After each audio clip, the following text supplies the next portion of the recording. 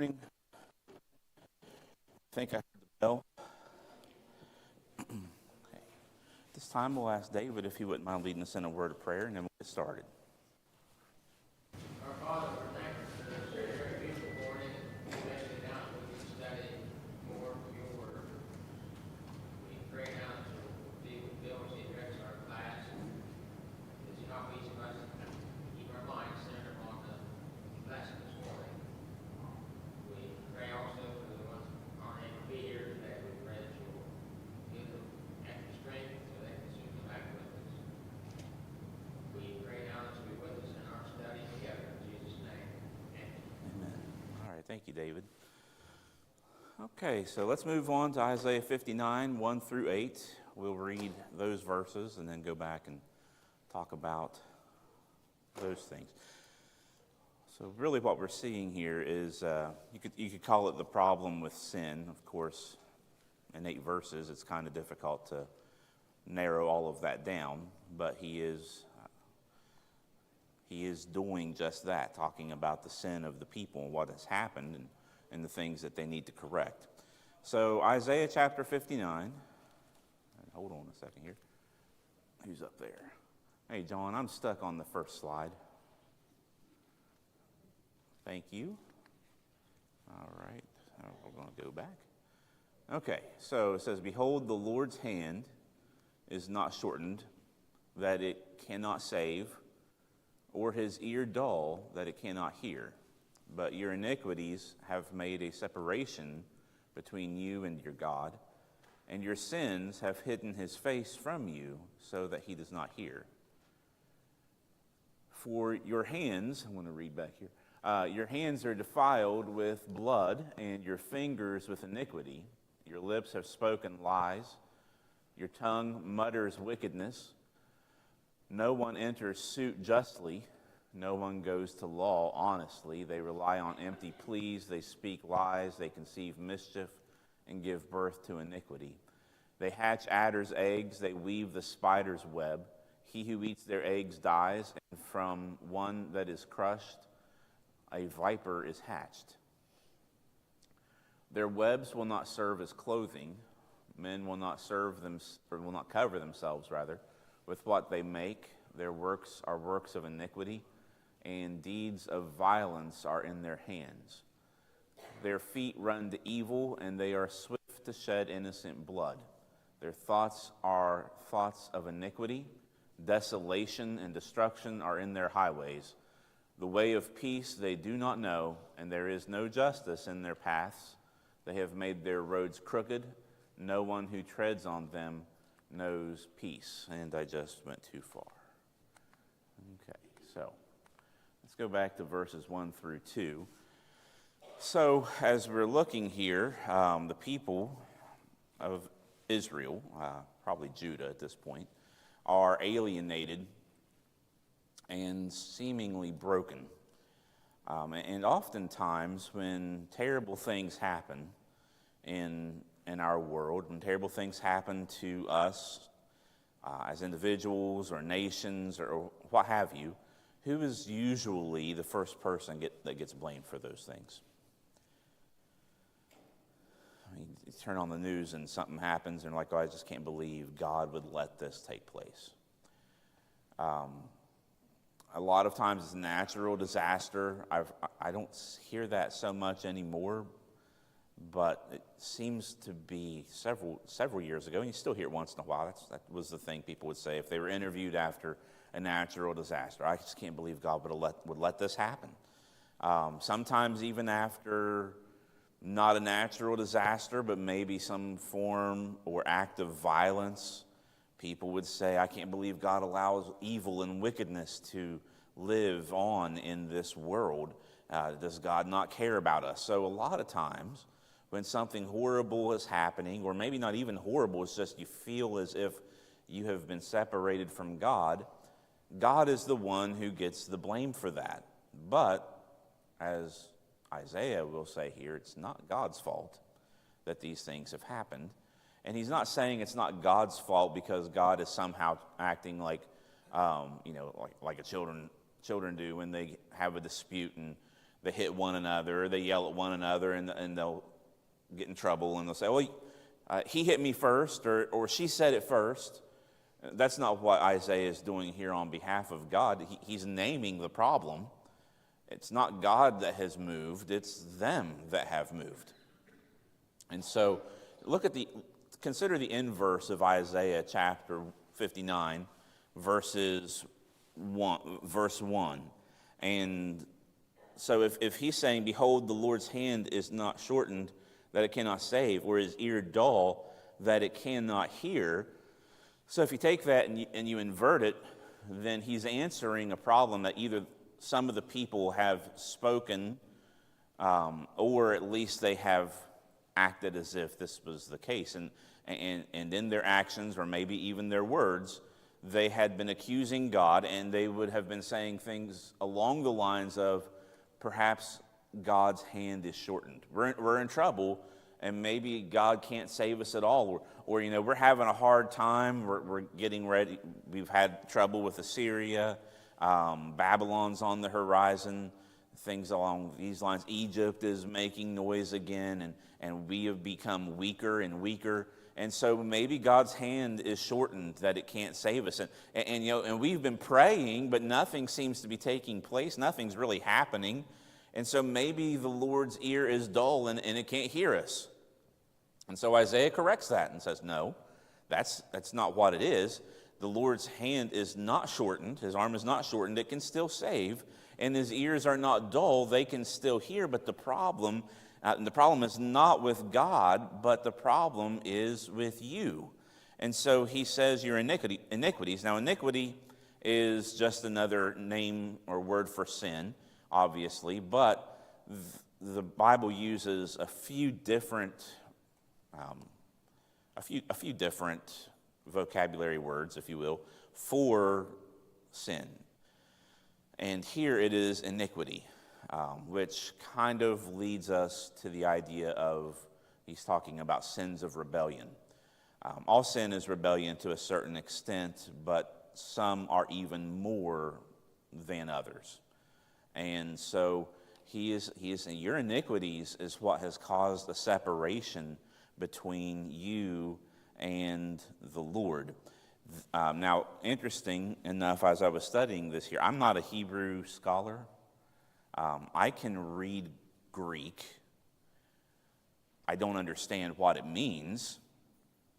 I know the letters and I can pronounce the words, but then that's about as far as it goes. There's a few words I might know. But Hebrew, on the other hand, that stuff was always beyond me. I mean, they read from right to left, and everything's just backwards. And the letters look weird. So I don't know a lot about it. So I have to rely on commentaries when it comes to Hebrew and most Greek.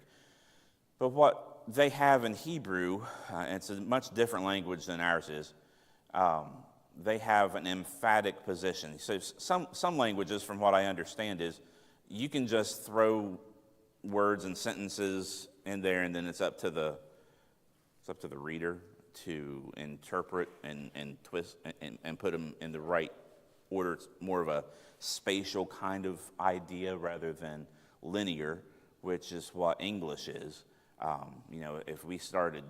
If you've ever watched Star Wars, particularly The Empire Strikes Back, you got Yoda, and Yoda speaks backwards. If we did that, if we put our words in different places, we're going to sound weird, and we'll probably be corrected, or just folks will look at us like we're nuts.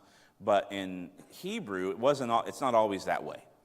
However, there are times there's something called an emphatic position, which is where they put the emphasis. And so the idea here is the Hebrew typically prefers the structure of verb and then subject or object. But in the emphatic position, they'll switch that up if they have to, which means that they are emphasizing something that they want you to really pay attention to. And so your iniquities and your sins are in that emphatic position, which normally they would be reversed. So Isaiah is really wanting them to pay attention. He is really emphasizing, this is your doing. You're the reason. Your actions, your rebellion, your sinfulness. That's the reason that there's now a separation between you and God. It's not that God is wanting to be separated from his people, but you have separated yourself from him. And so the point is, God, again, has not removed from his previous position. He's always been in the same spot in his relationship with his people. Because, just break it down very simply, God is faithful. The Bible teaches us that God is faithful even though and even when we are faithless. He will continue to keep his word despite the fact that his people may not keep theirs. So he hasn't moved at all in their relationship. It was the people's sinfulness that had built that barrier between them and God. I want us to go to 1 John chapter 1 and verse 6. So 1 John 1 and 6, and then we'll move on to verses 3 through 8 and slowly, or quickly, I don't know, break those open. All right, we'll start in the 5th verse. He says, "This is the message that we have heard from him and proclaimed to you, that God is light, and in him there is no darkness at all. If we say we have fellowship with him while we walk in darkness, we lie and do not practice the truth." So you can put that together with what Isaiah is telling the people. God is light, in him there's no darkness at all. Put that together with what he says, what Isaiah says there in verse 1, and talking about God. His arm is not shortened, his hand is not shortened that it can't save, his ear is not dull that it can't hear. There's no darkness in him at all. So the problem then has to be sin. That's what he says in Isaiah. That's what John says. If we say we have fellowship, that's really what the people were saying. We haven't done anything wrong. They're turning a blind eye to their own sinful ways. We haven't done anything wrong. This is not on us. This is on God. And so John is saying, if you say you have fellowship with him while you are living and practicing sin, then you lie and the truth is not in you. So that's really John's way of dealing with the same situation. We're going to go to Isaiah chapter 59, verses 3 through 8 now. We'll look at verses 3 through 5 a little bit more closely, and then we'll talk about those. Does anyone have anything to say on the first couple of verses of Isaiah 59?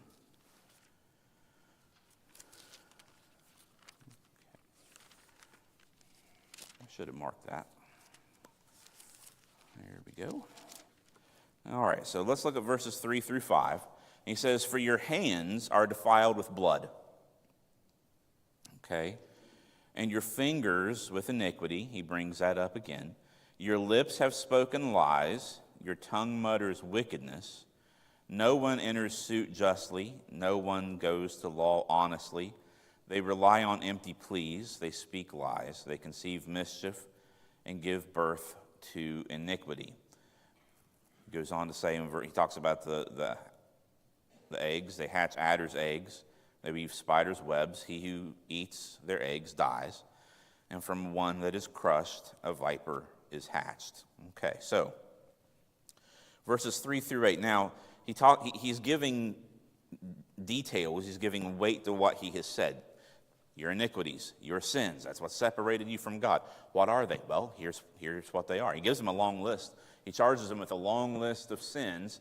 And we could go back to Proverbs chapter 6, so let's go ahead and do that. And we're going to read verses 16 through 19 because we see a very strong parallel here in Proverbs 6 versus what Isaiah is saying in Isaiah 59. So in Proverbs chapter 6, this is still towards the beginning of the book. And, of course, in several first chapters of Isaiah, it's really a father speaking. It's written as a father speaking to his son, giving him advice. We could see it as a king talking to the crown prince. This is how you need to reign. And the first thing that he tells him to do is to seek wisdom. And he brings up his mother in this, as if the mother and the father are sitting him down, telling him, you need to seek out the wisdom of God. and you need to avoid folly. You need to be faithful and avoid adultery, and so on and so forth. So in Proverbs chapter 6, and we're going to look at verses 16 through 19, he says, there are 6 things that the Lord hates, and 7 that are an abomination to him. This is a Hebrew form of parallelism. That you'll see this in the Proverbs time and again, and a couple other places through the Scriptures, how they were this. There are 6 things the Lord hates, 7 are an abomination to him. So he says, haughty eyes. What does it mean to be haughty? What word would we use with that? Proud, yeah. Arrogant, proud. So right away, the first thing he says there is he hates haughty eyes. So proud eyes, well, what does that mean? Well, probably has something to do with the way we look at other people. If we think that somehow we're better than somebody else, that's part of it. And if we think that way, if we think, well, I'm better than they are, then that is a problem with pride. But not only is it a problem with pride in our hearts and how we view ourselves, it's going to cause a rift in how we view other people. And so we begin to lift ourselves up in a place that we do not belong and to lower other people in a place that God has not put them. And so it's both about positioning. If I put myself higher than I need to be, then I may not be making myself God, but if I'm making myself higher than other people, it doesn't matter what they've done, because all of us have sinned and fallen short of the glory of God. We've all been separated from God, and it's only through Christ that we have redemption. Then we're missing the point. And then when we begin to look on other people in our pride and think more lowly of them, it doesn't matter what they've done, because all of us have sinned, then we begin to strip them of their humanity. And if we strip people of their humanity in our minds, then we can treat them however we want to, and that can lead to very big problems. If it's followed through to its conclusion, that's going to lead to some serious situations that could even lead to death and even worse. And while we are dehumanizing other people in our mind, guess what happens to us? We're actually dehumanizing ourselves in a very real way, because we're taking that which God has created and we're saying that's not worth anything, but look at me. So haughty eyes, that's where it all starts. Now God says that something goes before a fall. What is that? Pride goes before a fall. So, and then you turn over to Timothy. Paul says something interesting when he's talking about the elders. Timothy was to install elders at the congregation that he was serving, and Paul gives him a list of qualifications, and some of those qualifications are in the negative, as in they shouldn't be this, they shouldn't be that, do this. And one of those is they cannot be a new convert. What was the reason? You remember? Lest they fall under the condemnation of who? The devil. Unless, if they're a new convert, and you think the King James says it, they can't be a novice. They can't be a brand new Christian. So, the condemnation of the devil. Well, when you go back to the Scriptures in the Old Testament, all the way back to Genesis 3, and see different things throughout, things that are hinted to, things that are implied, things that are spoken straight up. The devil's sin was pride. And so when we lift ourselves higher than other people, we're following in the path of what the devil did. Not doesn't mean that we're satanic like they say on the TV or anything like that, but we're following in a very Satanistic type of mindset that we're better. So God hates the haughty eyes. He hates arrogance and pride, a lying tongue, Okay, so hands that shed innocent blood. We talk about that quite a bit. We talk about lying. Of course, we go back to the Ten Commandments, which says you shall not bear false witness. That's not really talking about the lying that you and I think about. That's more along the lines of if you're on the stand and you bear false witness, then you've caused justice to be overlooked. You're actually doing the opposite. And so, of course, that goes together with that. Bearing false witness goes with lying. We are to be honest. Hands that shed innocent blood. Again, in the context of Israel, that's obviously going to talk about murder to an extent. We are to, in fact, the Bible says one of the Ten Commandments is, thou shalt not murder. So there is that, but also he's talking a great deal here about justice. And honestly, I think I've mentioned this before. When I think about justice, I usually I'm pretty two-dimensional with that. And that might be a cultural problem. And what I mean by this is when I think about justice, I think, well, the bad guys are going to get theirs, right? And that's about as far as I think about with justice. At least that's the way it used to be. But the scriptures, and that does cover the bad guys getting what's coming to him, but it also talks about, justice also talks about making sure that those who are in need get what they deserve. And I don't mean bad stuff, but like taking care of the orphans and widows. That's part of justice. And so when he's referring to this, he says, blood, hands that shed innocent blood. Well, you could look at that and say, well, here you have Israel, biblical Israel, going in, and the kings are not interested in justice. And we see that constantly. There were some that were very interested in doing God's justice, but most of them were only interested in themselves. For example, we know the story of Ahab and Jezebel.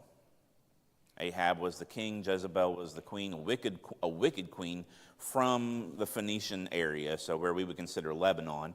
And of course, she has the prophets killed and so on and so forth. She's a wicked lady. Now, her husband, Ahab, is kind of I don't know, I wouldn't want to call someone a wimp or a pansy too much if he's the king, but he kind of acts like a whiny baby.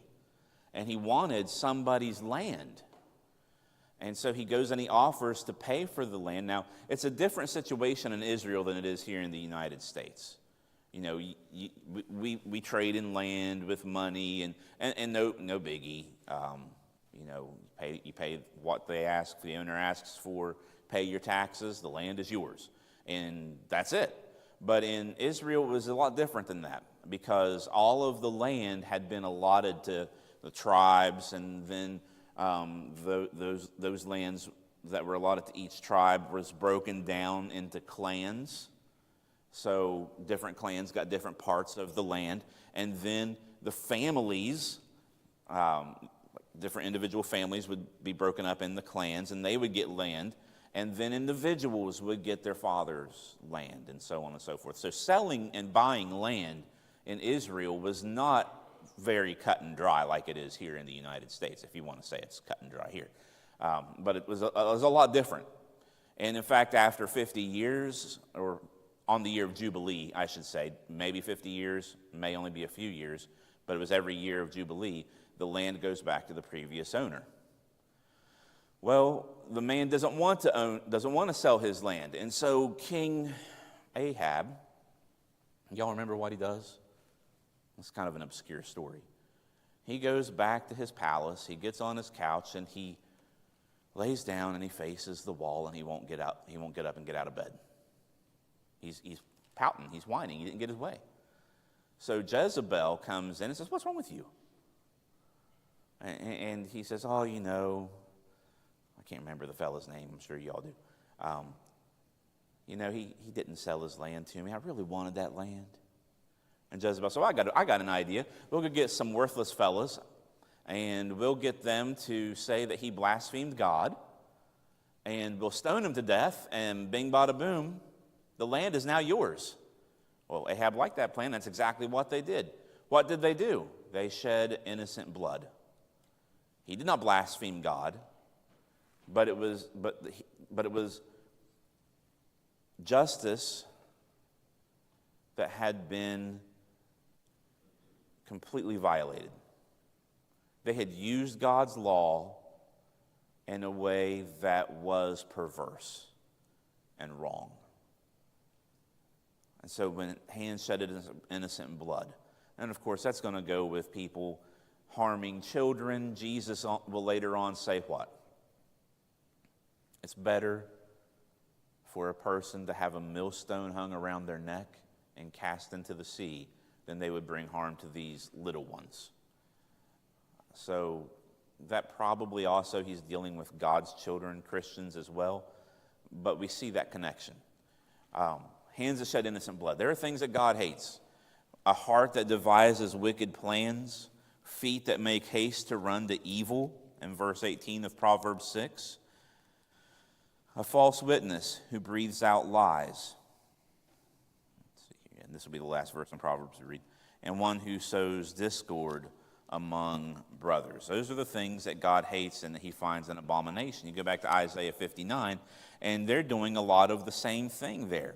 So there's a connection. Now, Proverbs was written probably about 300 years, 300 years, maybe a little more, before Isaiah was. And so Isaiah is calling back to that. This is what you all have done.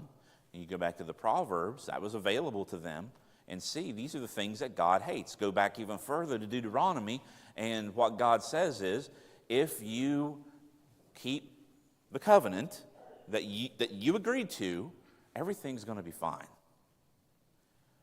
But if you don't keep the covenant that you agreed to, what could they expect to happen? Eventually, God would take them off of their land. They would be exiled. That's exactly what we see happening. He says, you will worship foreign gods. You will be in a foreign land. You will eat foods that are foreign to you. Everything will be different. Of course, we see that happening. Isaiah is warning them about that time. They had been, for generations, not serving the Lord. Now, that doesn't mean everybody was in that situation. We should never think that everybody in Israel and everybody in Judah was unfaithful to God. We know that that is not the truth, but by and large it was. That's what the prophets say. By and large, they had become unfaithful. God had been sinning. It wasn't that God was being unfair to them at all. He had the right. It's kind of like what God said. Actually, it's very much like what God said to Adam and Eve in Genesis when he said, the day that you eat from the tree of knowledge of good and evil, what was going to happen to them? Or what God said would happen to them? They're going to die. Now, I know when you go and you look at the actual Hebrew text that says, dying you will die. And so some people will say, well, that probably means, therefore, that God was telling them that, there's going to be a process of death. And that very well may be. That very well may be. But we also know when they do eat from the tree of knowledge of good and evil, they are separated from the Garden of Eden, which means they're separated from the tree of life, as God was actually, as we've said before, God's actually being merciful to them for that, because living in sin forever would be a curse and not a blessing. But also, on the day that they eat from the tree of knowledge of good and evil, after God brings justice to them, of course, they've put fig leaves on themselves to cover themselves up because they realize they're naked. God covers them in skins. Well, the only way to get skins and fur is how? Kill an animal. Something died that day. Therefore, we have the beginning of what we will read. Isaiah talks about it in 59. Paul talks about it. Jesus talks about it. What we have on our own is not enough. So they clothe themselves in fig leaves. It's not an argument for modesty. I know a lot of folks say, well, this is an argument for modesty. Fig leaves weren't doing it, so God gives them skins. No, the idea is this animal died as a substitution for your sin. And that animal is covering you. So you fast forward it, in Isaiah, they're weaving webs. We're going to talk about that here in a second. But you go over to the New Testament, Jesus gives a parable. And at the end of the parable, something shocking kind of happens. It's a parable of a wedding feast. Everything's going well. The king comes up on a man, and guess what? He's not wearing what? He didn't have the right clothes on. That's a weird thing for us. When you show up to a wedding, I don't know. I'll be honest, it's been about 15 years since I've been to a wedding. I don't remember that one very well. It's been a while. But you usually try to dress up pretty nice to a wedding. But in that time period, there was specific clothes you had to wear. It was kind of like if you're wearing the certain clothes, and that was saying I was on the invitation list. So in other words, this guy gets in somehow, but he hasn't been invited. And so he's cast out because he's removed from the wedding. He's like a wedding crasher, I guess, there for the food and not really for the bride and the groom. So he gets thrown out, doesn't have the right clothes on. When you turn to the New Testament in different places in the letters, Paul says, those of you who have been baptized into Christ have done what? Put on Christ. That's a clothing reference. You turn to the book of Revelation. Those that are saved are wearing what? White garments, which they have received from Christ. So you put all of that together, from Genesis all the way to Revelation, this clothing thing, it's pretty important. And so they needed to put on the proper clothing, and they, of course, that's going to cost, in Adam and Eve's situation, cost them an animal. In Israel's situation, every year, in fact, every day something was being sacrificed, and blood was just flowing from the temple. But then you would have the Day of Atonement, you would have the Passover for specific times as well. Passover is interesting because you get the firstborn thing, and it all has to do with God taking the firstborn in Egypt. And of course, during the Passover, the firstborn in Egypt was killed, but even the firstborn of Israel could be killed too, couldn't they? How did you avoid having your firstborn son killed by the death angel? Blood of the lamb on your doorpost and lintel. I would assume that if an Egyptian family believed and they put blood on their door, they would also have salvation in their house. God doesn't say anything about that because they were putting faith in him. But then you get to later on and you have this Passover feast and you have the firstborn, and the firstborn belongs to God. And that is in direct connection to the redemption that they had in Egypt. And an animal to buy back your child, to redeem your firstborn son, an animal would have to die for that. So the animal was purchasing, that animal's blood was purchasing your firstborn son blood because of what had happened all the way back in Egypt. You see, we like to say in America, freedom isn't free. That's the same thing that was happening in Israel. Israel's freedom was purchased by the blood of the firstborn that died, and then the lambs would purchase the blood of Israel's firstborn. Jesus covers all of that. everything that was happening in the Old Testament points to Jesus. And so when we put him on in or when we are baptized, we are putting him on in baptism. We are now saved. Our sins are covered, so on and so forth. Now, I want us to talk a little bit here before we move on to the next section. He starts talking about adders and spiders.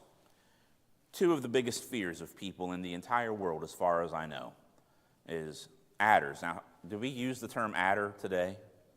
Do we even know what an adder is? It's a snake, a viper. And so he uses the egg term, and he uses the spider's web. I prefer snakes to spiders. I'll just be honest with you. Something about those creepy, crawly little fellas that scare me, or those big ones. I went down to the barn last year, and there was a spider bigger than my hand, and I left. It's like, I'm out of here. But yeah, I don't like snakes either. But an adder, he uses the egg analogy. So an egg obviously is the beginning point of life. But if you eat an adder's egg, that's not edible. And in fact, it's poison. It's poison, according to what Isaiah is saying here. So what happens if you eat an adder's egg? You die. Well, what happens if you open an adder's egg? What comes out? He uses the term crushed. A viper comes out. And therefore, what happens then? You're likely going to get bit and you're going to die. So he's using that analogy for what Israel has been like. They are evil. Their generations have been evil. And everything they do is evil. They cannot help themselves at this point. Isaiah is calling them back to God. What about spiders? Well, spiders' webs is really the thing that he's using here. They didn't have the technology we have. I understand that certain spiders' webs, if you weave them and you keep adding layer to layer, it can actually be stronger than Kevlar. I don't know how many layers. It would take a lot of layers to make a spider's web stop a bullet. But, to the ancient Israelite, a spider's web was an interesting thing. So it's a little bit different, a little bit deeper than what we would go into probably, because we'll say things like, oh, the webs we weave, and we know what we're talking about there, because a spider's web primarily is what? It's a trap. And that's how the spider catches its food. Now, not all spider webs are that way. I'm not going to get into the different breeds of spiders. That's the last thing we want to do a couple hours before we eat lunch. But primarily, a spider's web is going to be a trap so that it finds its food. To an Israelite, they of course are delicate. You look out probably in the fall time, and you'll see strands of spider webs just kind of floating in the air. They're strong, they're tensile, but they're delicate. But they're also deceptive. And so I saw this the other day, and maybe it's AI. I have a hard time, speaking about deception, I have a hard time with AI sometimes. Supposedly there's a spider somewhere in South America that actually, in its web, will actually weave a fake spider. I mean, I never heard of that before, but so it's either AI, which is deceptive, or it's real and the spider is deceptive. That kind of thing, that kind of thinking that the spider is deceiving and it's luring it in because the web, sometimes spider webs are really pretty. When you wake up early in the morning in the spring and the summer, and there's a certain part of that time of year where there's webs on the ground, but also there's dew on the ground. And the dew will really bring out where the spider webs are. Normally you're not going to see them.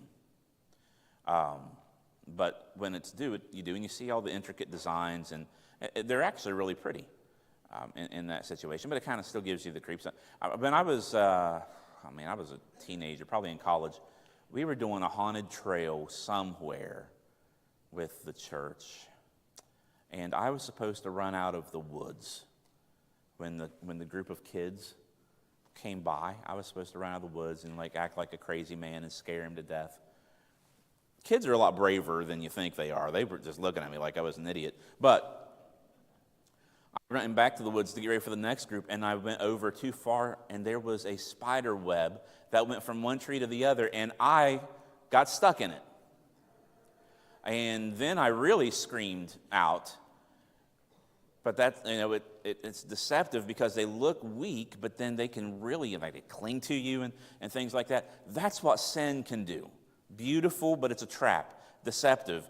It looks like it's going to not be something that you have to worry about, but at the same time, if you don't avoid it, it's going to get you. But then again, you can't use it for clothing, and that's what he says. They cannot become garments. In other words, you can't cover yourself in this stuff, and that goes back to the idea of what we were talking about. We need God's clothing, and so he's really bringing up the fact that their systems that Israel has made outside of the covenant are traps. Their politics are trapping people. Their religion, their religious posturing is trapping people.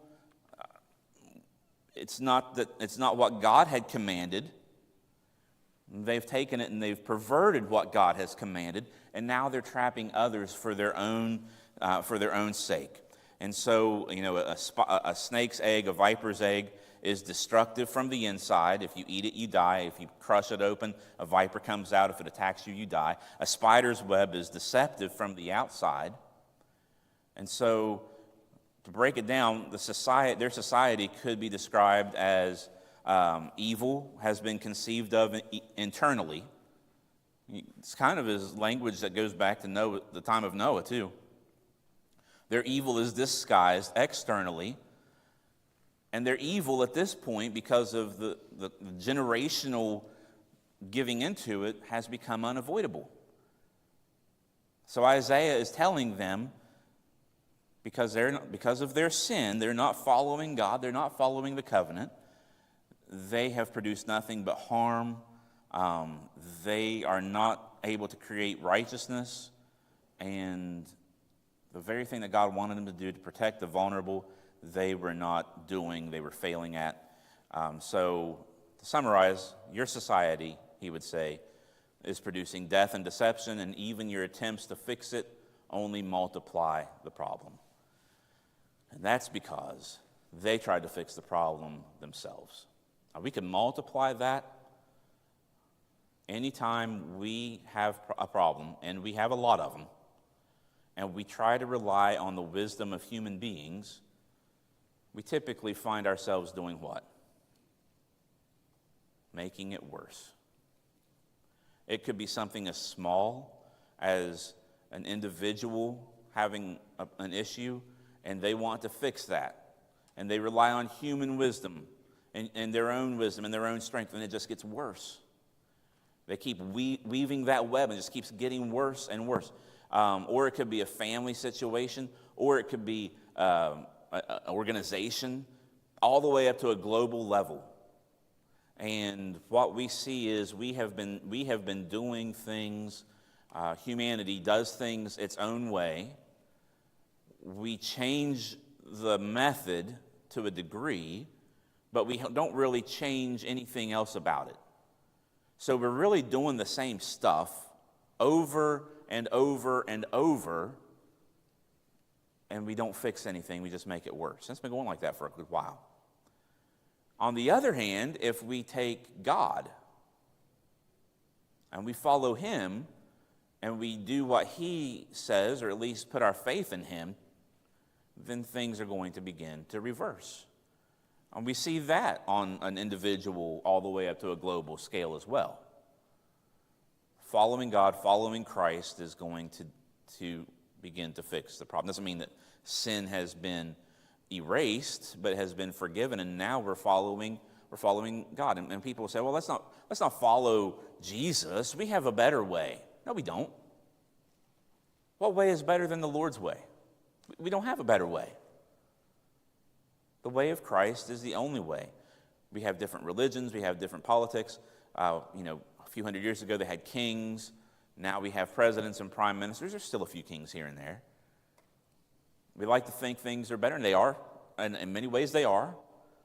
But we've just opened up new problems.